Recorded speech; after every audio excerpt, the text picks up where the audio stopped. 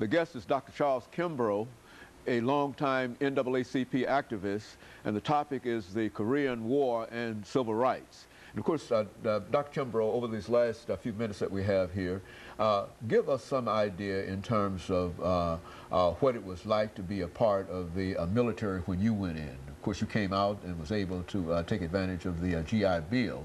But what was it like when you first went into the military, and talk about separation and some of the things associated with that?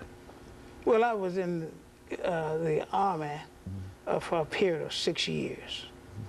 And when I went in, you know, we were completely separated. We were just a part of the fabric of the United States, of course. That was in 1947 that I went in. And then, of course, President Truman, with his executive order, desegregated armed services. And, of course, it was at a snail pace, pretty much like the school system was here in Nashville and surrounding area. You know, the order comes down in 54, but you wound up integrated in the first grade in 57. So the Army was no different in that sense. Usually, you separated in the barracks, separated in the wherever you were serving, you were segregated. One of the things that happened is you could have a black first sergeant.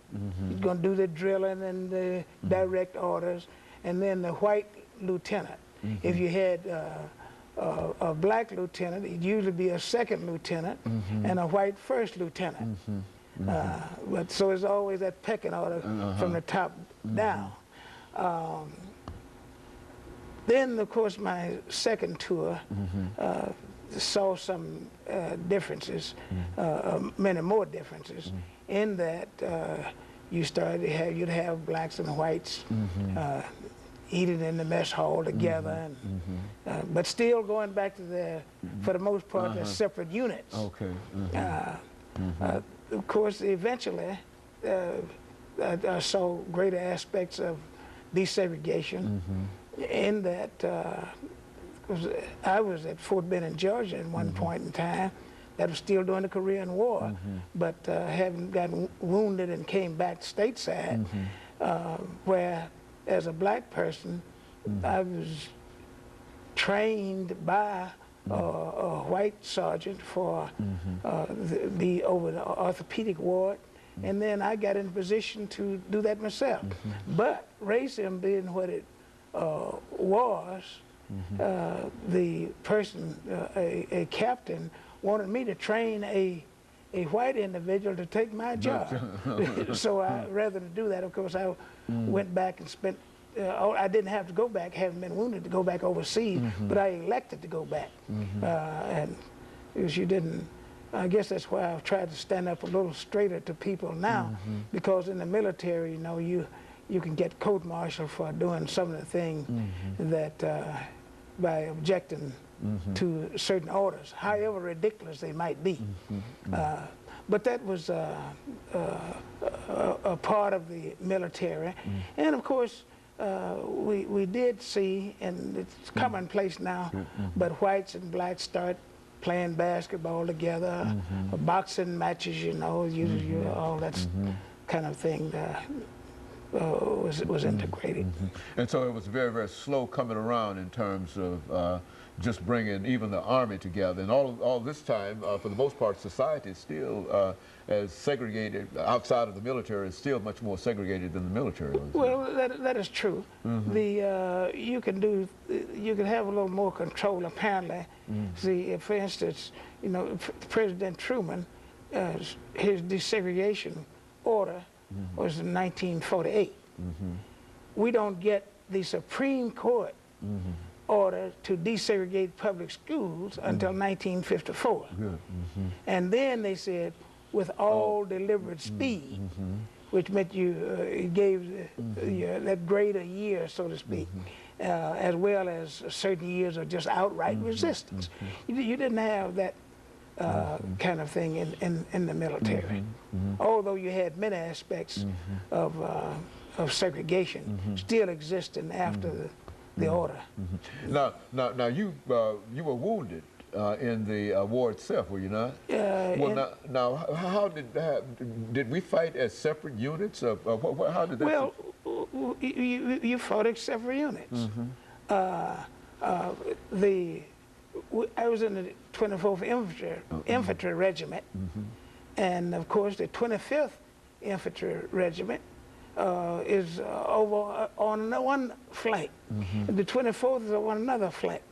So the system is so entrenched until it takes a while to, even when you conscientiously try to desegregate. It's so entrenched until I guess it comes down so that you have to almost have a study of the system to desegregate. But eventually that came to pass. We used to walk, to show you how we were segregated, we would be walking our post. The white soldiers riding in a Jeep over here on their post, you see. And we'd come up and meet at given points and discuss issues with one another. And then you go back walking, and then go back to riding.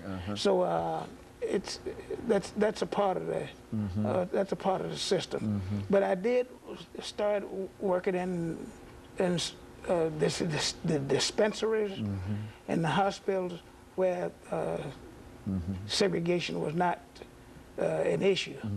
But I think it depended pretty much on a person being a lieutenant or captain in his particular position as to how he wanted to do things. If he had the will, he found a way to carry out the order of desegregation. Very good. And of course, looking back over all of these experiences, what are some of the things that you can say to many of the young people today? This is one of the things that we often raise with all of our guests, because I think that in too many instances we find that so many of our young people are not focused in reference to some of the things that you were concerned about. They don't have any real direction in life. What could you say to them this morning, the next few minutes that we have? Well, we have some really enemies to progress, such as television. As it's a real good force in our lives, but it can take up too much of your time. Learn to turn the TV off. First of all, if you're still there with mom and papa, mother and father, if you please, your job, if you're in the school age, is to get your lesson. Get your lesson. Take advantage of those provisions that are being made for you.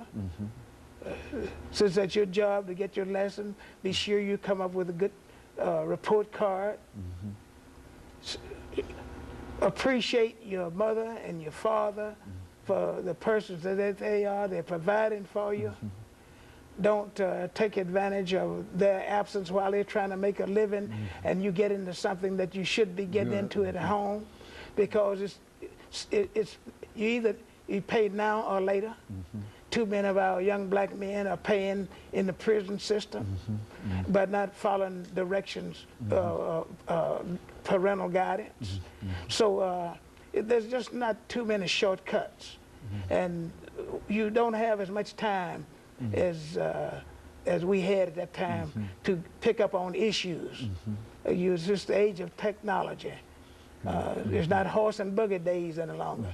You got to really stay on cue and know where you are going in order to get there.